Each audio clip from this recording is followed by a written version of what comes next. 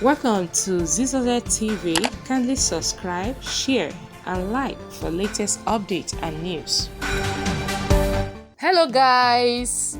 It's somebody's birthday and it's no other person, Fathia Balogun. Fathia Balogun is celebrating her birthday, and the birthday was a talk of the town. In fact, it was a star-studded celebration birthday party because we have so many people like Tony Abraham and her husband Kola Jayemi. In fact, so many people were there just to grace the occasion with her. And what wowed me on this very celebration is the outfit of the celebrant. You need to see this outfit, man.